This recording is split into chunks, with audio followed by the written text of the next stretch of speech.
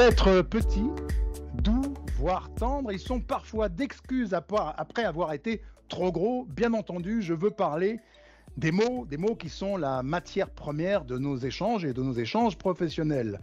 Mail, compte rendu, PowerPoint, notes, voilà des tankers de mots que les managers traitent sur une part de plus en plus grande de leur temps de travail. Alors ce monde des mots est souvent très touffu, parfois abscon, et peut vite devenir pour certains d'entre nous un territoire nimbé de brouillard et demander un effort intellectuel important. Ce trouble cognitif est celui des dyslexiques, ceux dont on va parler aujourd'hui dans ce webinaire organisé par Personnalité. Alors ce trouble cognitif qui donne des difficultés à la lecture et à l'écriture. Mais comme le génie humain consiste toujours à contourner les difficultés, les dyslexiques savent compenser et développent des compétences exceptionnelles. Dyslexique, un talent pour l'entreprise. Bonjour à tous. Vous êtes nombreux aujourd'hui, je crois que vous êtes un peu plus de 30 ou de 40 personnes connectées sur ce webinaire. Nous sommes ensemble pour 45 minutes pour mieux cerner ce handicap invisible qu'on appelle la dyslexie. Alors, pour ce faire, je suis accompagné aujourd'hui d'Emmanuel Vigneault, orthophoniste et coach certifié pour Personnalité. Bonjour à tous.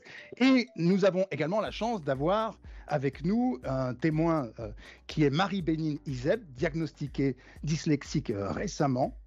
Et puis, nous aurons également la chance de nous connecter avec Virginie Kilian, responsable RH chez AXA Bank, très impliquée dans l'accompagnement de Marie, avec qui nous nous connecterons et nous ferons un point justement sur la prise en charge de la dyslexie au sein de l'entreprise. Alors bonjour Emmanuel, vous êtes orthophoniste, experte en prise de parole en public, affirmation de son leadership, très engagée auprès de la cause des femmes. Vous intervenez d'ailleurs au sein de l'association Led by Her, c'est bien ça? Absolument. Alors on va poser les bases, si vous voulez bien Emmanuel, pour que tout le monde comprenne de quoi il s'agit quand on parle de dyslexie, parce qu'on en a toujours entendu parler, mais est-ce qu'on sait réellement le définir? Quelle définition en mots simples pouvons-nous donner aujourd'hui de la dyslexie? Alors, la dyslexie est un trouble du langage écrit qui touche 6 à 8% de la population. Avec une prédominance masculine, on compte 1,5 à 3 fois plus d'hommes dyslexiques. Depuis la loi du 11 février 2005, la dyslexie est considérée comme un handicap invisible. L'orthophonie est une discipline récente et beaucoup de dyslexiques adultes n'ont pas pour l'instant été détectés. Alors concrètement, c'est quoi la dyslexie? Pour qu'il y ait une dyslexie, il faut qu'il y ait entre 18 et 24 mois de décalage en lecture. C'est un diagnostic qui commence à être posé à partir du CE2.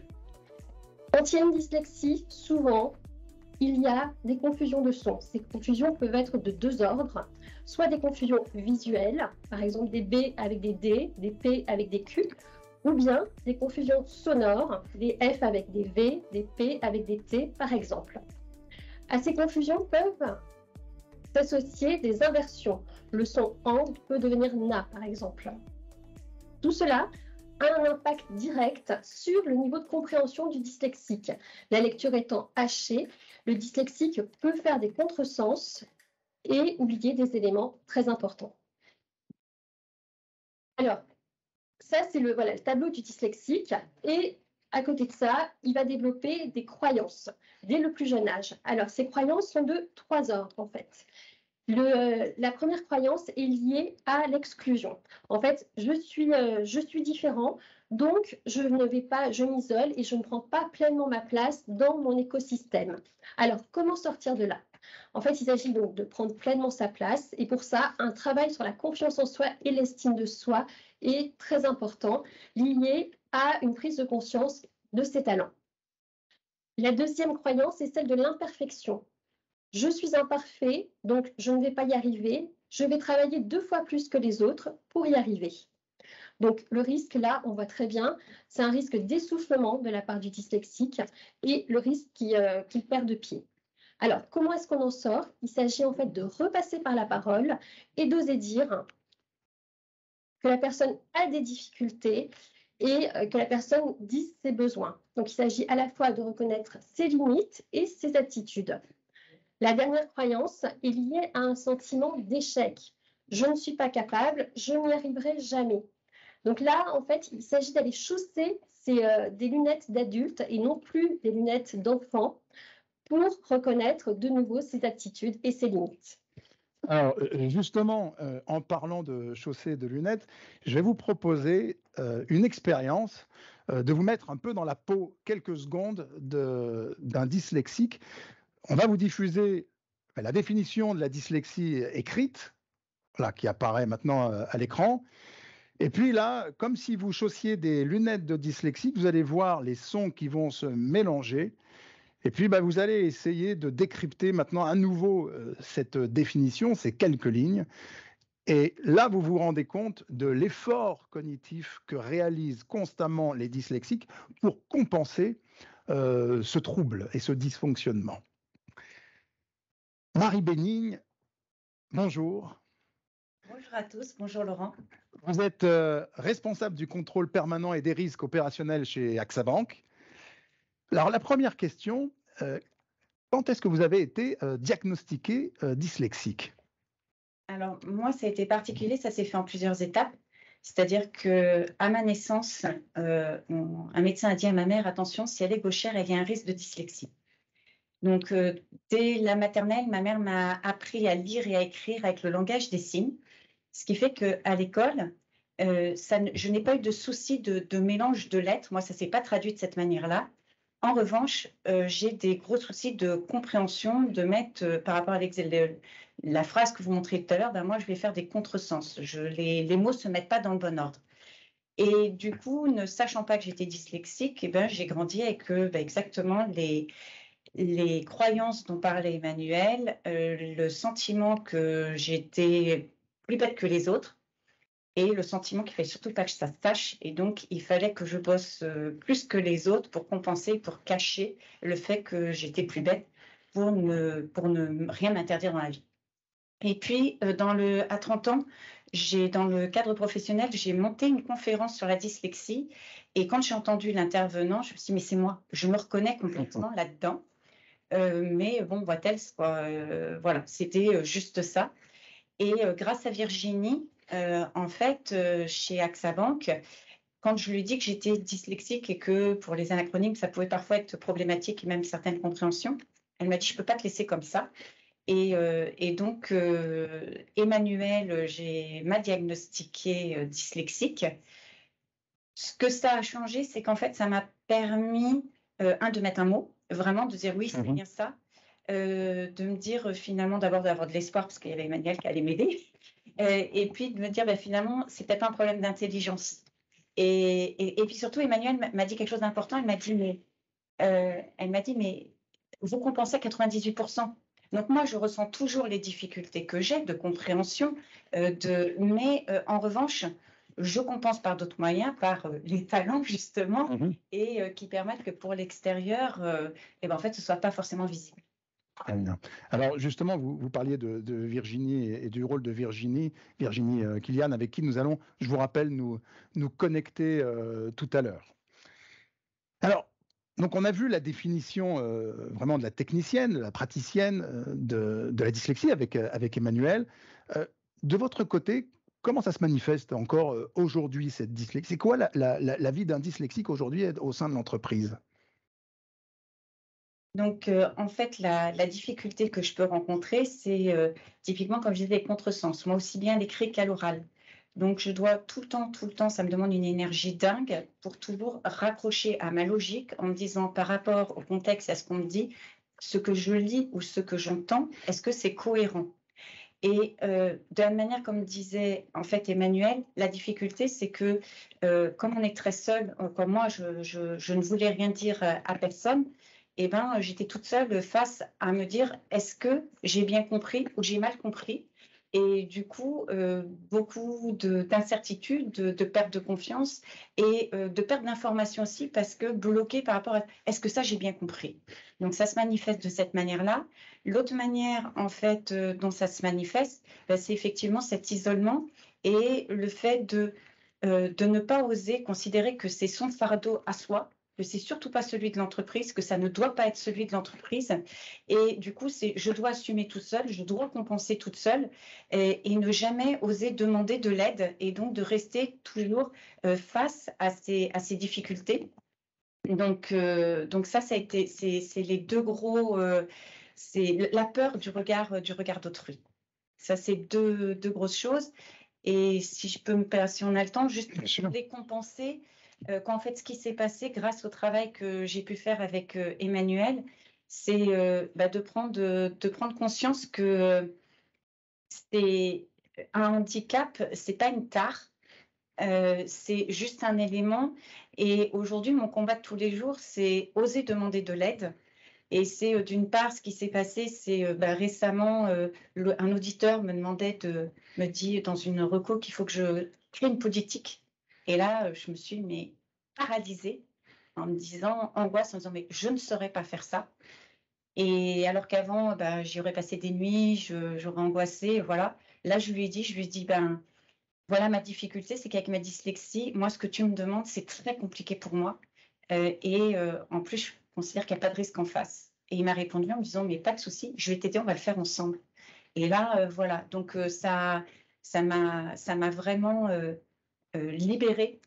Savoir mettre des mots donc dessus vous a aidé très largement à oser demander du temps, oser de demander, oser d'imposer entre guillemets votre mode de fonctionnement. C'est en fait le mieux comprendre, du coup plus l'assumer. Et si moi j'ai un regard positif vis-à-vis de moi-même, quand j'en parle, l'autre il va avoir un regard aussi positif. Et donc c'est surtout cette grande souffrance, hein, parce que c'était une souffrance, cet isolement et ce besoin que j'avais toujours vis-à-vis de moi-même de justifier, de me sentir légitime dans mon poste, malgré ce que je considérais comme des défaillances et des manques. Alors ça fait complètement écho au témoignage suivant qu'on voulait vous diffuser. C'est celui de Franck Gastambide, qui est comédien et réalisateur, et qui, pour une émission, s'est confié sur sa souffrance lorsqu'il était gamin, justement de ne pas pouvoir mettre des mots sur cette différence. Je vous laisse écouter son témoignage. J'ai beau faire des films qui font des millions d'entrées, une série qui rencontre un gros succès, dans ma tête, je suis toujours le dyslexique dernier de la classe, même dans mes classes de rattrapage, même en 4e techno, même en 3e techno. Je crois que j'ai jamais été avant-dernier, moi. J'ai toujours été dernier. Avec toujours cette sensation dans ma tête de me dire, mais quand même, j'ai l'impression d'être même un peu plus malin que la majorité de ma classe. Et pourtant, je suis dernier. Et pourtant, je vois dans les yeux de ma mère une déception terrible qui ose même plus aller aux réunions parents-prof parce que c'est humiliant, en fait, même pour des parents. Et voilà, il faut se construire avec ça. C'est pas évident. Et bon, voilà, je crois que c'est aussi ça qui fait que ça m'a amené là. C'est que j'avais envie qu'on me regarde, j'avais envie de montrer que je savais faire d'autres choses. Et surtout, à cette époque-là, je ne sais pas que j'ai un problème qui s'appelle la dyslexie. Moi, j'ai l'impression que je suis un imbécile, alors qu'en fait, j'ai un handicap dans ma tête. Et je suis assez content qu'on en parle. D'une manière générale, je suis assez content quand on m'en parle, mais encore plus là, c'est que ce handicap qui est la dyslexie, qui est un handicap invisible, peut vraiment pourrir des vies parce qu'on n'a plus d'estime de soi-même et forcément ça empêche de se construire, ça empêche de croire en soi. Bon voilà, hein, ça a fait le mec que je suis, mais ça n'a pas été simple. Alors, la dyslexie est souvent suspectée puis découverte à l'observation de certaines difficultés scolaires pour les enfants ou professionnelles pour les adultes. C'est-à-dire que l'approche est habituellement, culturellement, plutôt du côté du verre à moitié vide. Et si nous avons décidé d'appeler ce webinaire dyslexique un talent pour l'entreprise, c'est qu'il existe une autre voie, un autre regard beaucoup plus positif à porter sur cette différence. Alors, Emmanuel, je me tourne vers vous. Justement, si on parle de talent, quelles sont les talents spécifiques aux dyslexiques? Quelles sont leurs forces? Quels sont en quelque sorte leurs super pouvoirs? Alors, les dyslexiques ont une capacité de leadership accrue. Ce sont des personnes qui, dès le plus jeune âge, ont appris à faire des efforts. Cela nourrit leur persévérance et aussi leur capacité d'empathie. En accueillant leurs propres difficultés, elles sont en mesure d'accueillir celles des autres. Ce sont également des personnes qui sont créatives, qui sont intuitives, qui ont une capacité à penser out of the box.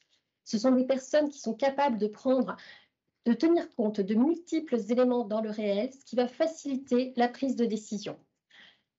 Et puis, enfin, les dyslexiques ont appris à penser en images plutôt qu'en mots depuis leur plus jeune âge. Donc, là où nous voyons à peu près 150 images par seconde, un dyslexique en voit entre 1500 et 4000. Donc, ceci a un impact direct sur leur niveau de communication, et donc ce sont des personnes qui sont très fortes en storytelling et en communication non verbale. Voilà, des compétences et des forces qui les feraient sortir de chez nous sur les formations en prise de parole bardées de médailles. Alors Marie, est-ce que vous saviez que vous aviez toutes ces capacités? Est-ce que vous en aviez conscience? Alors, je me reconnais parfaitement en fait dans la description, mais pour être sincère, pour moi, ça m'a paru jusqu'à maintenant normal. Oui. C'était pour moi, ça faisait partie de moi. Donc, je voyais le handicap, mais en revanche, Vous n'avez pas les super pouvoirs. non. Alors, après, si je mets tout ça en relation avec ce que vous nous avez dit tout à l'heure, a priori, moi, une des forces que j'ai cru décrypter, à la fois dans le témoignage de Franck Gastambide et dans le vôtre, c'est cette force de résilience, ce courage, en fait, pour affronter ce travail supplémentaire qu'il faut fournir constamment pour se mettre en quelque sorte à niveau. Tout à fait, et c'est aussi l'ouverture. C'est que je pense étant confronté soi-même, j'ai en tout cas me concernant, je ne vais pas juger l'autre, je vais essayer toujours de comprendre l'autre. Qu'est-ce que l'autre veut me dire? Et c'est ça qui permet aussi de rompre l'isolement, puisque j'insiste, pour moi, c'est vraiment la souffrance la pire, cet isolement. Et du coup, c'est toujours essayer de rentrer dans le monde de l'autre et que l'autre rentre dans le mien. Je pense que c'est surtout ça. En tout cas, je suis plus à même de comprendre. Donc, en gros, vous avez travaillé, vous avez surmusclé votre empathie. Et alors, de façon naturelle, je dirais. Oui. Oui, mais pour compenser. Tout à fait. Voilà. Très bien. Eh bien, écoutez, je vous remercie. Déjà, on voit quelques éléments très positifs sur la façon de regarder différemment. Et donc, même si le dyslexique, d'ailleurs, arrive à changer, et heureusement, son regard sur sa propre différence, il n'en demeure pas moins un individu social qui évolue dans un environnement. Et un environnement professionnel qui peut devenir stressant. Alors, Emmanuel, est-ce que la dyslexie est suffisamment connue et reconnue par les employeurs et d'une manière plus générale par l'univers professionnel? Je veux dire, est-ce qu'il existe des exigences professionnelles très handicapantes pour un dyslexique? Alors, d'après une étude qui a été réalisée par Manpower Group en 2021, 42% des employeurs déclarent ne pas connaître la palette de compétences associées à la dyslexie. Donc, pour répondre à votre question, Laurent, la dyslexie est encore peu reconnue en entreprise, dans un monde où la place de l'écrit reste prépondérante, notamment au niveau des courriels, des rapports, des PowerPoint. Et le regard que l'on peut poser sur un salarié dyslexique peut directement impacter sa confiance en lui-même et son estime de lui. Alors, il existe des pistes de réflexion pour l'entreprise, notamment sensibiliser ses équipes. Ce serait la façon la plus efficace de faire bouger les lignes et d'encourager les dyslexiques aussi à faire part de leur handicap. On peut également mettre en place des aménagements avec des logiciels de correction orthographique, l'utilisation de polices spécifiques type Arial. Et également proposer des coachings pour que le salarié puisse revisiter son rapport à la dyslexie et en travaillant sur la confiance, l'estime de soi et la prise de conscience de ses talents. Très bien.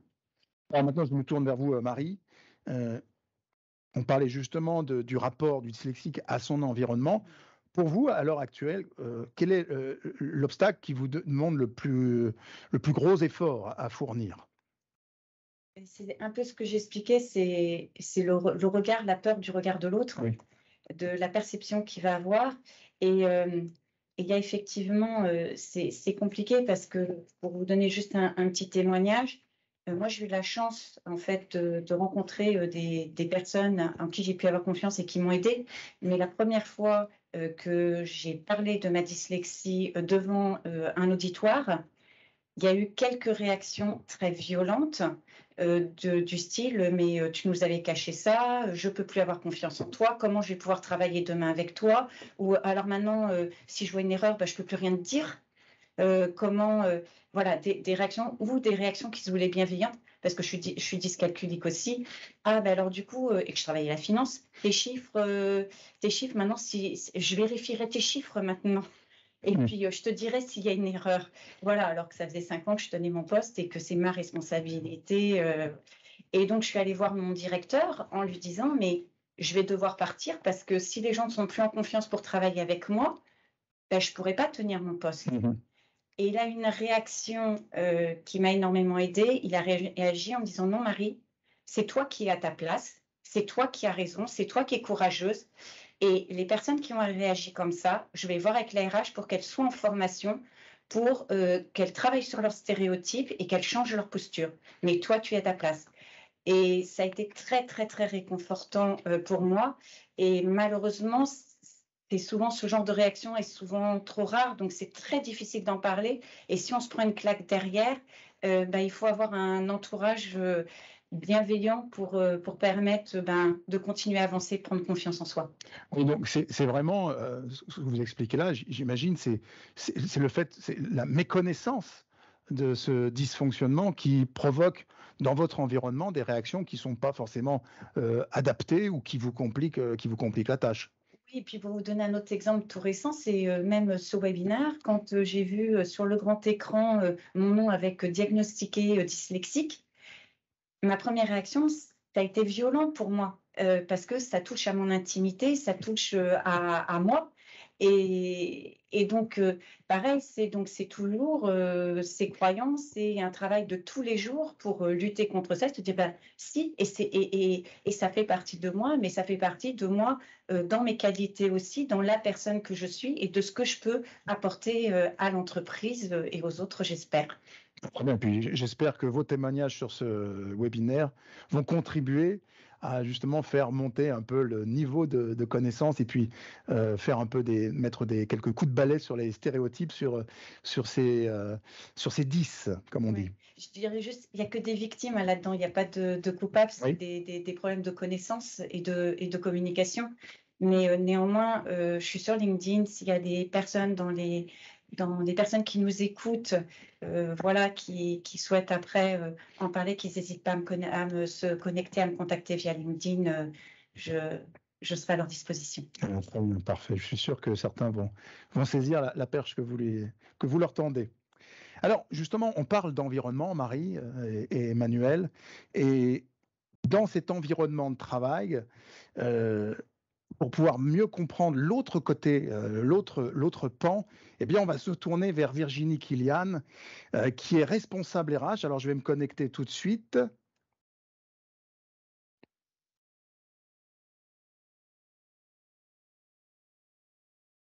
Bonjour Virginie Kilian. Bonjour à tous. Donc, vous êtes responsable RH au développement des compétences chez AXA Bank. J'imagine que vous avez suivi nos échanges depuis le début de cette conférence, de ce webinaire. Quel est votre sentiment sur ce qui a été dit? Le premier mot qui me vient, c'est le mot courage. Courage pour Marie Bénigne. Elle a eu une grande force et elle a osé demander de l'aide. Je me rappellerai toujours ce moment où on s'est rencontrés avec Marie et où dans le cadre de notre échange, elle s'est confiée à moi en me parlant de sa dyslexie sans être certaine à ce moment-là de ce diagnostic et en me disant qu'elle avait besoin d'aide. Et c'est suite à cela, travaillant depuis des années avec l'organisme Personnalité, que je lui ai proposé de mettre en place ce coaching avec Emmanuel. Après, c'est une histoire de rencontre. Mais vraiment, ce que ça m'inspire, c'est cette force incroyable de Marie et à quel point son exemple peut aussi être inspirant pour d'autres personnes qui peuvent manquer de confiance en elles pour tout un tas de raisons et notamment parce qu'elles sont dyslexiques comme les Marie aujourd'hui et sa forte sensibilité humaine également. Marie apporte beaucoup à ses équipes, à l'entreprise, parce qu'elle a plein de talents, elle est très créative, elle réfléchit à plein de choses et souvent en dehors du cadre, et c'est une vraie force. Elle est très sensible, elle capte beaucoup de choses et cet accompagnement lui va beaucoup apporter, mais à la base de tout ça, c'est du courage, de la force et beaucoup de résilience. Voilà ce que ça m'inspire. Très bien, parfait. Et vraiment, là, quand vous avez décrit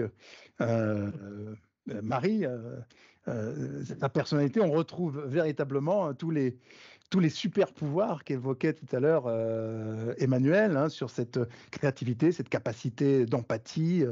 D'ailleurs, là, nous, on en profite aujourd'hui aussi, c'est cette capacité d'être à l'aise à l'oral, et donc tant mieux pour pouvoir justement propager la bonne parole et peut-être donner l'envie aux autres de franchir le pas et peut-être d'aller toquer à la porte de ces responsables RH pour dire, bah, écoutez, là, je pense que j'ai besoin qu'on m'accompagne. Alors, justement, en parlant d'accompagnement, Virginie, qu'est-ce que vous mettez, vous, en place chez AXA Bank pour justement une meilleure inclusion de ces talents différents? Alors, avant tout, on est dans un groupe AXA qui est un groupe que j'ai toujours connu avec de très fortes valeurs humaines. Et la diversité et l'inclusion, ça fait vraiment partie de notre ADN. Avant d'intégrer AXA Bank, moi j'ai travaillé pendant de longues années au sein d'AXA France. Et j'ai toujours connu là-bas la mission inclusion qui travaillait notamment sur l'intégration des personnes en situation de handicap, qu'ils soient visibles ou invisibles, et avec un très bel accompagnement proposé en lien avec l'ensemble des managers. Au sein d'AXA, on a aussi un réseau qui s'appelle Mixin, qui travaille pour promouvoir la mixité et la diversité à la fois au sein d'AXA et dans la société. Et ce réseau, d'ailleurs, il va fêter son 10e anniversaire là, cette année. Et il y a près de 1400 personnes sur tout AXA en France qui en font partie et qui sont très actifs pour diffuser ces valeurs, mettre en place des actions. Donc ça fait vraiment partie de notre ADN au sein du groupe de façon globale. Au sein d'AXA Bank, pour répondre à votre question, on a mis en place avec nos équipes une mission diversité et inclusion en novembre dernier, novembre 2020. Pardon, le temps passe vite depuis quelques temps. On a commencé par un diagnostic par rapport à tout ce qui est action handicap avec l'aide de l'AGFIP pour nous permettre de voir vraiment où on en était en interviewant des managers, des personnes de la RH, des collaborateurs et puis définir un plan d'action sur ces bases. Et puis ensuite, on a mis en place ce plan d'action, on a déployé des conférences avec, par exemple, une conférence sur les troubles 10 en juin dernier. On a fait intervenir aussi une athlète paralympique, Nanteni Keita, en 2021, une conférencière sur l'association entreprise et cancer au travail à travers différentes scénettes pour sensibiliser nos collaborateurs, nos managers début 2022.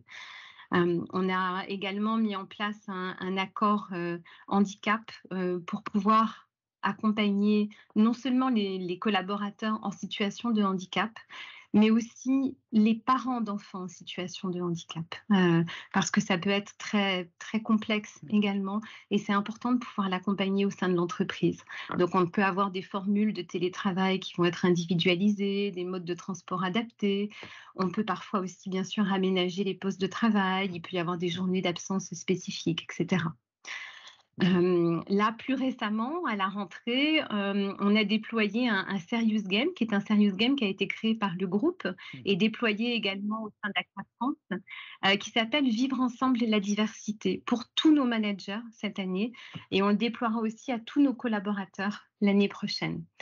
On va former sur le langage inclusif, là, d'ici là, sur le dernier trimestre, pour qu'on soit aussi dans une véritable attention par rapport à nos stéréotypes à travers notre langage, qu'on fasse attention à ne pas être discriminant, consciemment, inconsciemment aussi, quand on s'exprime, et ça, c'est très important pour nous. Et puis Marie en parlait tout à l'heure, elle parlait de la langue des signes qu'elle avait apprise toute petite. Et on a décidé, là, pour la 26e semaine européenne pour l'emploi des personnes handicapées, en novembre prochain, de proposer en fait des ateliers sur la langue des signes à tous nos collaborateurs. Parce qu'on s'est dit que ça pourrait vraiment tous nous aider.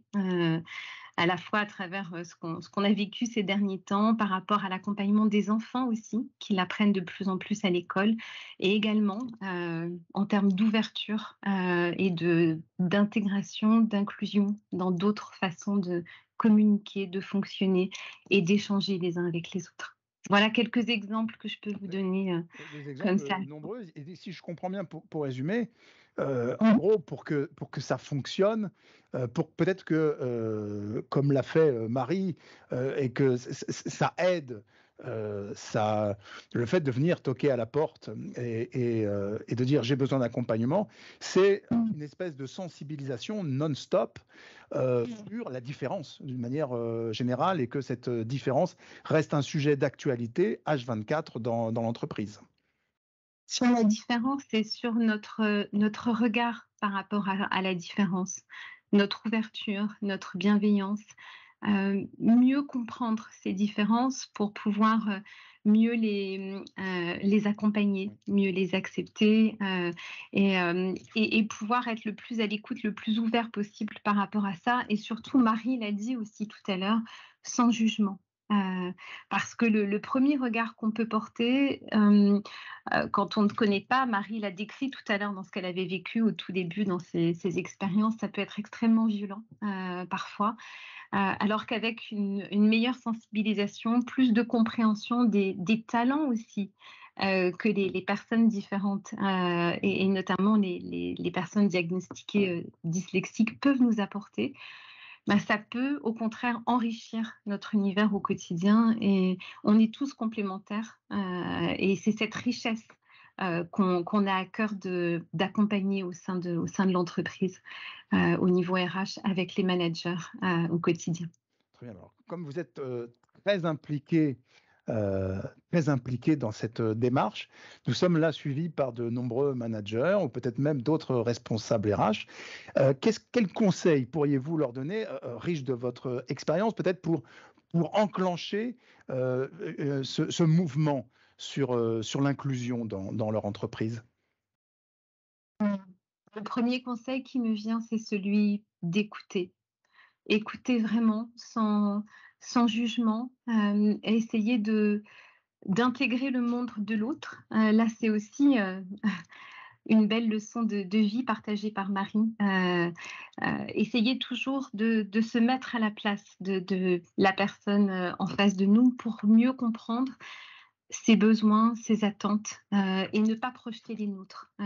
Parce qu'on peut avoir plein de bonnes idées, mais qui peut-être ne vont pas du tout correspondre à la personne face à nous qui a un vrai besoin, qui peut être différent d'une autre personne qui souffrira de la même situation de handicap visible ou invisible.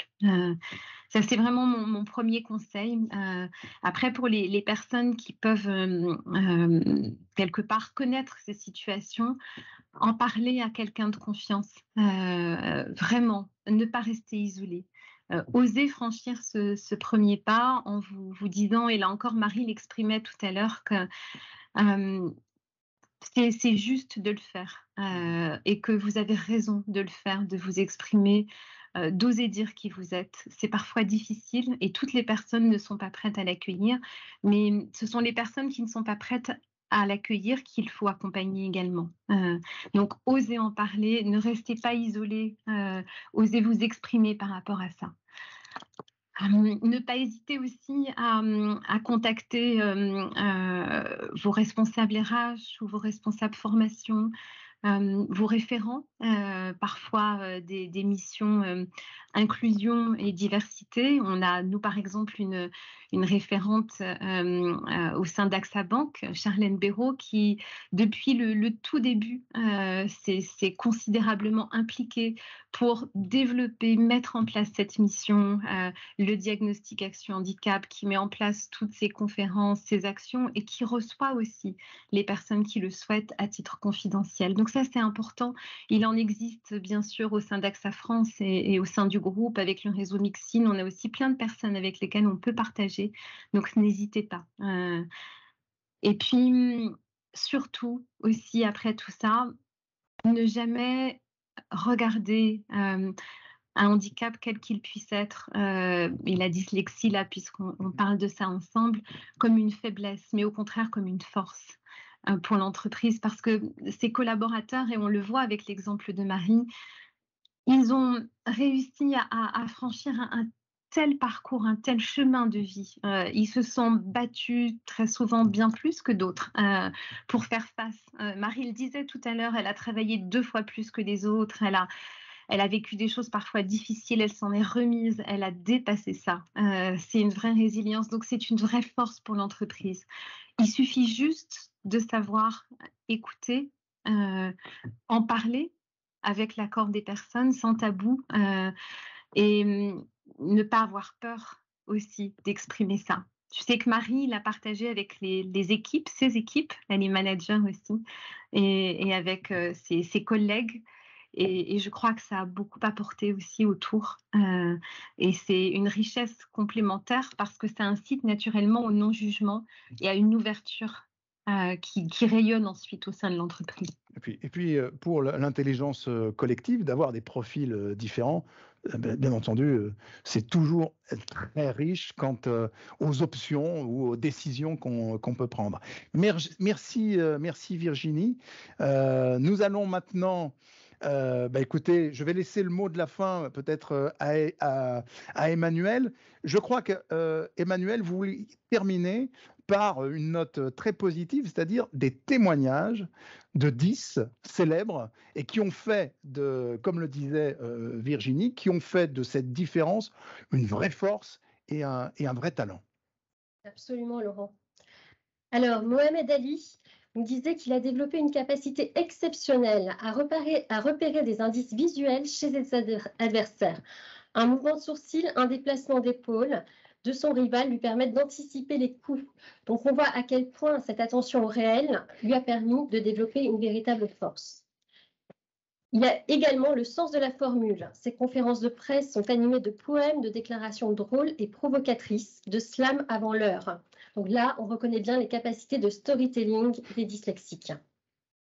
Jacques Dubochet, qui était prix Nobel de chimie, nous dit « Être dyslexique m'a permis de comprendre les personnes en difficulté. » Donc là, on voit bien comment c'est venu nourrir cette capacité d'empathie.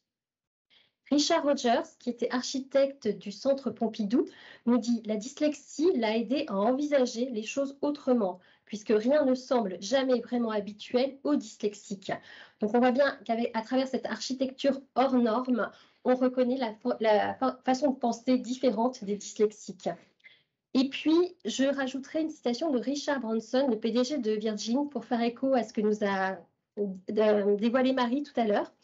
La dyslexie force à se concentrer sur les choses dans lesquelles on est bon et à s'entourer d'autres personnes pour le reste. Donc, on voit à quel point la libération de la parole, le fait de demander de l'aide est important. Et il nous dit, quand on lui annonçait des résultats financiers de sa société, il demandait, c'est une bonne ou une mauvaise nouvelle?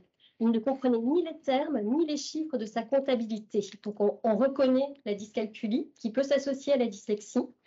Et il estime que Virgin n'aurait pas eu un tel succès s'il n'avait pas été dyslexique. Écoutez, voilà qui est inspirant. Voilà. Donc maintenant, je vais me diriger vers vous. Euh, donc, écoutez, je vous remercie tout particulièrement. Merci Marie pour votre témoignage. Merci Emmanuel pour les éclairages. Merci Virginie pour ce témoignage, je pense très utile pour les managers et les responsables RH qui nous écoutent. Merci à vous tous de nous avoir suivis pour cet événement personnalité. Et puis, eh bien, je vous invite à nous retrouver peut-être pour un autre événement autour des acteurs de l'excellence relationnelle. Merci à vous tous et à très vite. Merci à tous. Merci à tous.